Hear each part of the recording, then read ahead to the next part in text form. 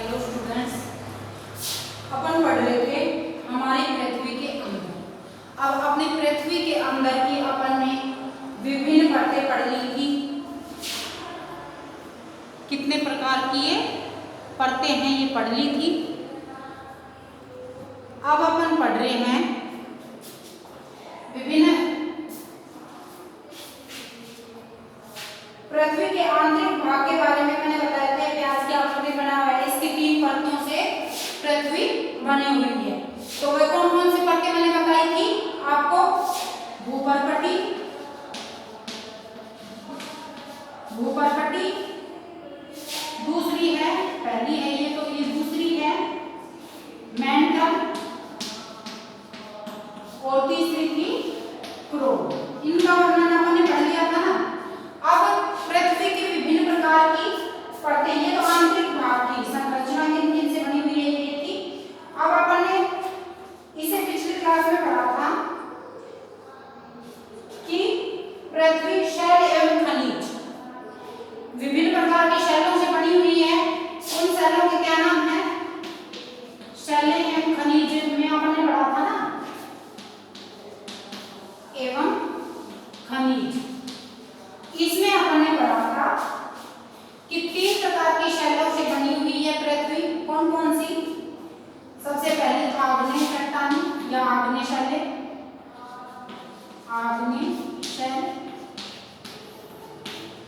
Number 2 पे है अवसादी शैल, अवसादी शैल। और नंबर 3 पे है कायांतरित शैल।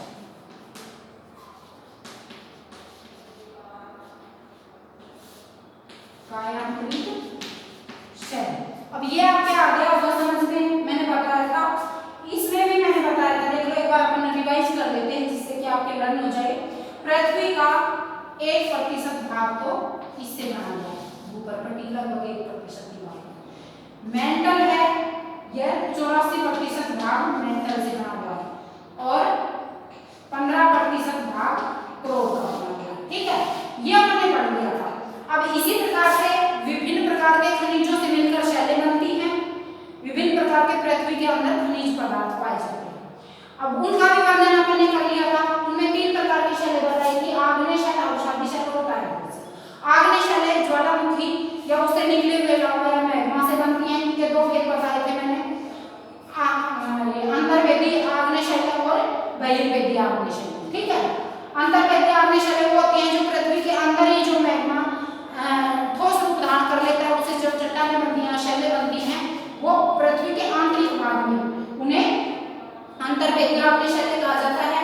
और बाह्य आग्नेय शैलें जो पृथ्वी के बाहर आकर जो लावा जमता है, ठोस रूप धारण करता है, ज्वालामुखी के द्वारा निकला हुआ लावा जो बाहर आकर जमता है पृथ्वी से बाहर, वो बहिर्वेदी आग्नेय शैलें हैं। अब अवसादी शैलें ये विभिन्न प्रकार के अवसादों से मिलकर बनी है, कंकड़, पत्थर, बालू, बजरी और जीवाश्म आदि, इनसे मिलकर परतों के रूप में यह पाई जाती है। कायांतरित शैलें, इन दोनों शैलों का जो रूप परिवर्तन हो जाता है वो होता है कायांतरित शैल। ठीक है, वो दाब और ताप के काम होता है, ये हमने पढ़ लिया था। अब अगला पॉइंट अपना है, अगला है शैल चक्र, कि यह शैल चक्र किस प्रकार से चलता है। अगला है अपना शैल चक्र। ठीक है, अब ये शैल चक्र किस प्रकार से चलता है कि आग्नेय चट्टानें किस प्रकार से परिवर्तित होती हैं। देखो इसमें दे भी रखा है, आपको जानकर आश्चर्य होगा कि किन्हीं निश्चित दशाओं में एक प्रकार की शैल चक्रीय तरीके से एक दूसरे में परिवर्तित हो जाते हैं। एक शैल से दूसरे शैल में परिवर्तित होने की इस प्रक्रिया को शैल चक्र कहते हैं। एक शैल से, मैंने कल भी तुम्हें बताया था कि चूना पत्थर किसमें परिवर्तित हो जाता है? चूना पत्थर किसमें परिवर्तित हो जाता है? संगमरमर में। ये कल भी मैंने बताया था ना तुम्हें। तो संगमरमर में जो परिवर्तित हो जाता है चूना पत्थर, इसे शैल चक्र ही कहेंगे। ये चिकनी मिट्टी सलेट में बदल जाती है, चिकनी मिट्टी स्लेट में बदल जाती है तो इसे अपन शेल चक्र कहेंगे। तो ये दाब और ताप के कारण मैंने तुम्हें पहले भी बताया था, ये दाब और ताप के कारण ही होता है। अब आप जानते हैं कि द्रवित मैग्मा ठोस होकर आग्नेय शेल बन जाता है, तो ये भी शेल चक्र ही होगा कि द्रवित मैग्मा जो निकलता है पृथ्वी में, लावा और मैग्मा जिसे बोलते हैं, ज्वालामुखी के साथ जो तप्त पदार्थ, जो बहुत ही गर्म जो पदार्थ चिपचिपा सा होता है, उससे ही जमने से चट्टानों का निर्माण होता है। तो यह भी एक शेल चक्र है कि वो पहले निकलता है, फिर धीरे धीरे जमता है, फिर इसमें अलग अलग प्रकार के शेलों का निर्माण होता है। तो यही शेल चक्र है। अब आगे है, ये आग्नेय शैलें छोटे छोटे टुकड़ों में टूटकर एक स्थान से दूसरे स्थान पर स्थानांतरित होकर अवसादी शैल का निर्माण करती हैं। अब मैंने तुम्हें पहले भी बताया था कि चट्टानें किसके कारण, दाब और ताप के कारण, दाब और ताप के कारण उसके रूप में भी परिवर्तन आता है और वो एक स्थान से दूसरे स्थान पर स्थानांतरित भी होती है, तो उनके रूप में परिवर्तन आता है और इससे भी चट्टानों का निर्माण होता है। अब यह पिघलकर द्रवित मैग्मा फिर पिघलकर यह एक चक्र चलता रहता है। देखो ये आपके ये इसमें समझा भी रखा है ये बुक में कि देखो अवसाद है, अवसादी शैल है, अवसादी शैलों के टुकड़े होंगे, उससे अवसाद बन जाते हैं। फिर यह कायांतरित शैल में परिवर्तित होती है, अवसादी शैल और आग्नेय शैलें दोनों कायांतरित शैल में परिवर्तित होती है ना, और फिर इनके टुकड़े हो जाते हैं, ये अवसाद में हो जाते हैं, फिर ये अवसादी शैलें बन जाती हैं। फिर इसी प्रकार वो कायांतरित शैलें बनेंगी, फिर आग्नेय शैलों से भी कायांतरित शैलें बनेंगी, फिर वो टुकड़े होके यह एक चक्र चलता रहता है कि कायांतरित तीन प्रकार की शैलें बताई थी, वही लिख लेते हैं अपन, आग्नेय और अवसादी। तो ताप और दाब के कारण अवसादों के टूटने से उनमें रूप में परिवर्तन आता है, कायांतरित शैलें बनती हैं। आग्नेय शैलें हैं, उनके भी टूटने से कायांतरित शैलों का निर्माण होता है, और अवसादों से जो ये आग्नेय शैलें बनती हैं उनमें भी जो टूट फूट हो जाती है तो वो अवसाद में बदल जाते हैं, छोटे छोटे टुकड़ों में बदल जाती हैं। तो इस प्रकार से यह चक्र, एक शेल चक्र चलता रहता है। अब यही आपका ये लेसन है। अब इसके अपन क्वेश्चन आंसर करेंगे। तो पहला क्वेश्चन है आपका, देखो लिख लो आप लोग क्वेश्चन आंसर, जिसमें पहला क्वेश्चन है पृथ्वी की तीन परतें क्या है। पहले क्वेश्चन का भाग है निम्न प्रश्नों के उत्तर दीजिए। तो उसमें है पृथ्वी की तीन परतें क्या है। पृथ्वी लिख लो साथ साथ, पृथ्वी की तीन, और ये सब कॉपी में भी लिखने हैं, परतें क्या है, क्या है। इसका आंसर है, क्वेश्चन हो गया, ओके, उत्तर। पृथ्वी की तीन परतें कौन कौन सी हैं। तो पृथ्वी की तीन परतें निम्नलिखित हैं, निम्नलिखित हैं, जो हैं तीनों के नाम लिख लो। पहली है भूपर्पटी, मैंने बताया था ना, भूपर्पटी। दूसरी है मेंटल, और तीसरी मैंने बताई थी ना, क्रोड। ये तीनों परतें हैं आपकी, ये लिखनी है आपको सब कॉपी में। अब दूसरा क्वेश्चन है, शेल क्या है। शेल क्या है, तो इसका उत्तर लिखो।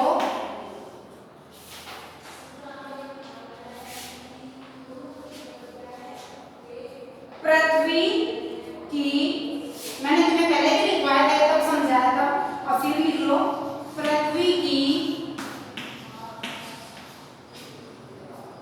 परपटी बनाने वाले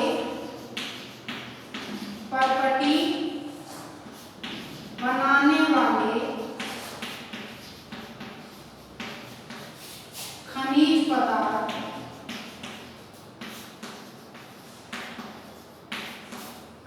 पदार्थ के किसी भी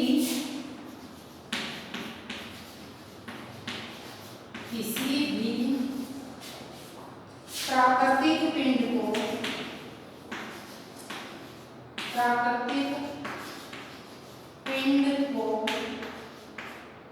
शैल कहते हैं। शैल कहते हैं।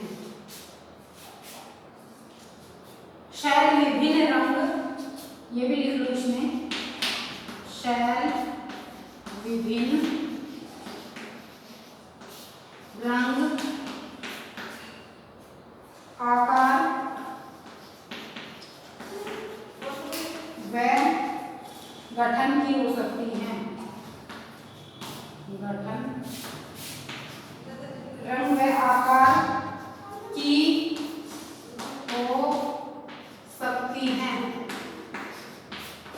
ये मैंने तुम्हें पहले भी लिखवाया था, आप भी लिख लो। अब तीसरा क्वेश्चन है,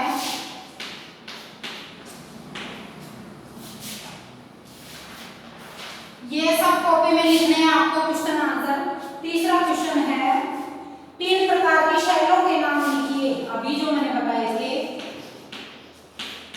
3 प्रकार की शैलों के नाम लिखिए। शैलों के नाम लिखिए। अब लिखिए कौन कौन सी हैं 3 प्रकार की, उत्तर लिखो इसमें। आग्नेय शैल नंबर 1, आग्नेय शैल।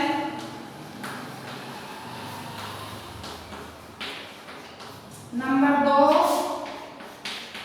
अवसादी शैल। अवसादी शैल। और नंबर 3 पे है कायांतरित शैल।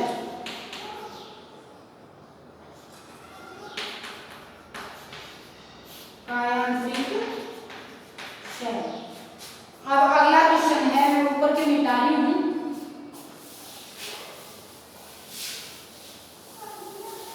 अगला क्वेश्चन है, बहिर्वेदी व अंतर्वेदी शैल का निर्माण कैसे होता है। नंबर 4 क्वेश्चन है, प्रश्न 4।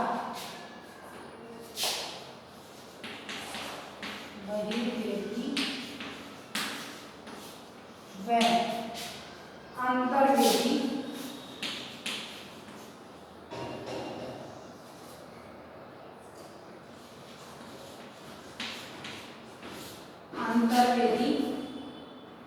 शैल का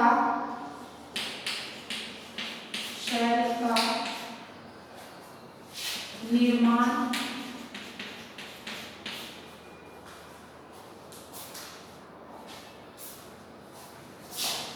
कैसे होता है।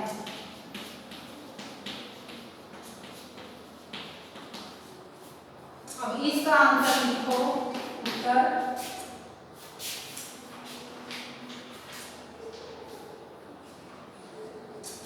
जब द्रवित लावा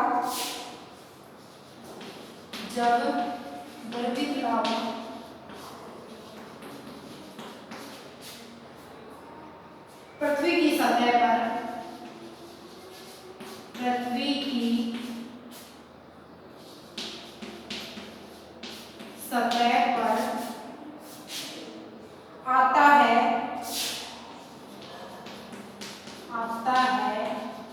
तो वह तेजी से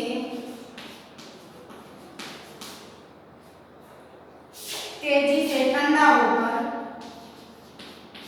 होकर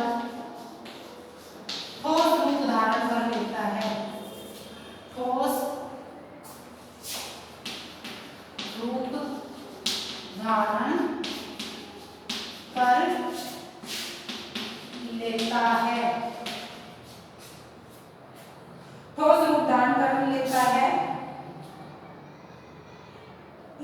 प्रकार से बने, इस प्रकार से बने शेल को, इस प्रकार से बने शेल को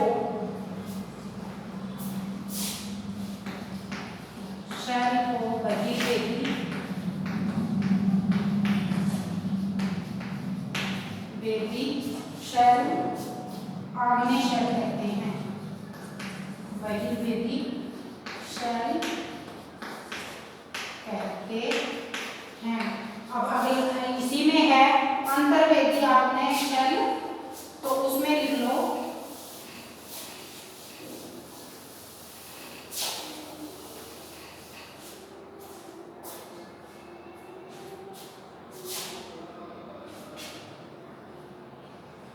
द्रवित मैग्मा,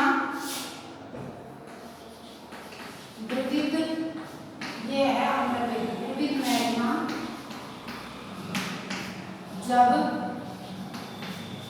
पृथ्वी के, ये तो पृथ्वी की सतह पर था और वो पृथ्वी के आंतरिक भाग में, जब द्रवित मैग्मा जब पृथ्वी के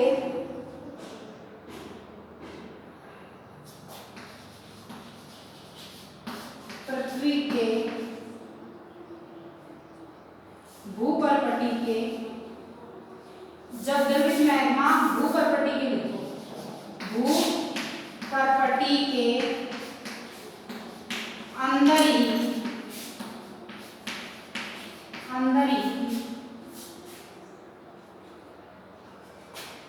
ठंडा हो जाता है, ठंडा हो जाता है, तो इस प्रकार से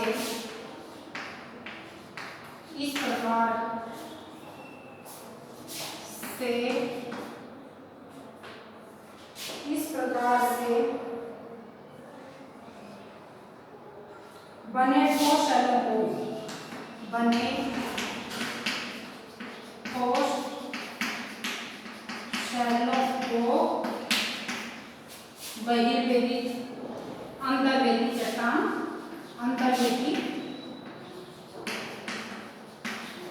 वेदी शेल कहते हैं। ये मैंने तुम्हें पहले भी समझाया था ना कि पृथ्वी के अंदर ये ठोस रूप धारण कर लेता है तो उसे अंतर्वेदी शेल कहते हैं, और जो पृथ्वी के बाहर लावा ठंडा होता है तो उसे बहिर्वेदी कहते हैं। अब अगला क्वेश्चन है, शेल चक्र से आप क्या समझते हो? ये अभी मैंने समझाया ना तुम्हें। शेल चक्र से आप क्या समझते हैं? समझते हैं, इसका उत्तर है, ये 5वां क्वेश्चन है, इसका उत्तर है कुछ का उपयोग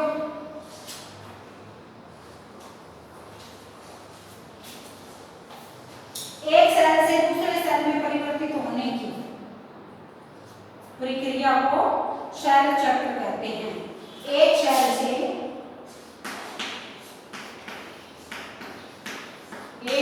से दूसरे शेल में परिवर्तित होने की प्रक्रिया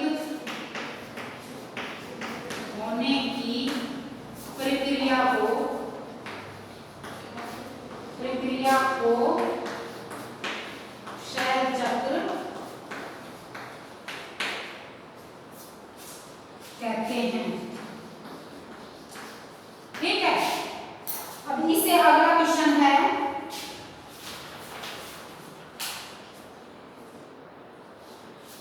शेलों के क्या उपयोग हैं?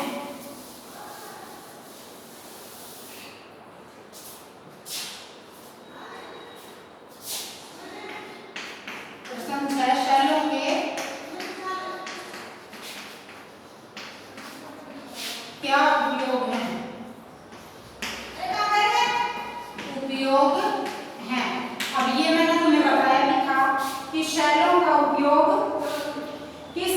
किया जाता है, इनका उपयोग ईंधन की तरह भी होता है।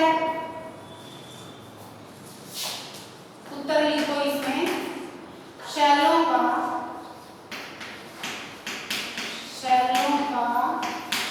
उपयोग ईंधन के रूप में भी,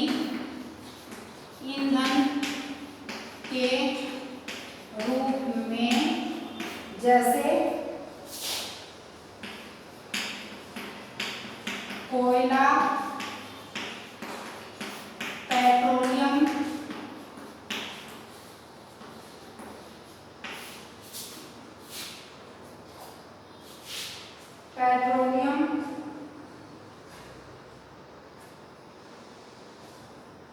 व प्राकृतिक गैस के रूप में तथा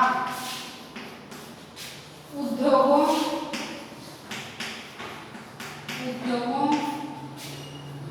औषधि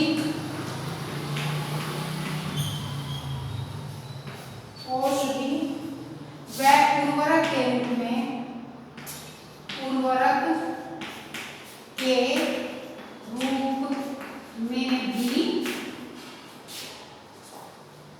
भी होता है।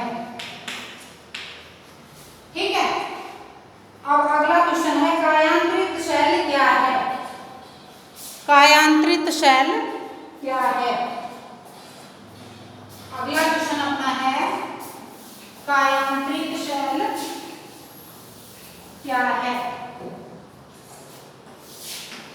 प्रश्न 7 है, कायांतरित शैल क्या है? जिसके रूप में परिवर्तन हो जाता है वही कायांतरित शैल है। मैंने बताया ना तुम्हें, आग्नेय व अवसादी शैल के जो रूप में परिवर्तन हो जाता है, आग्नेय व अवसादी शैल, इसका उत्तर लिखो, आग्नेय व अवसादी शैल उच्च ताप, अब रूप में परिवर्तन किससे होता है? उच्च ताप व दाब के कारण,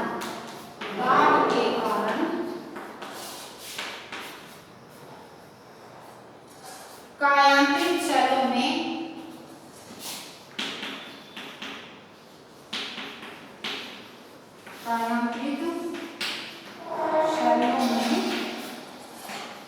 परिवर्तित हो जाती है।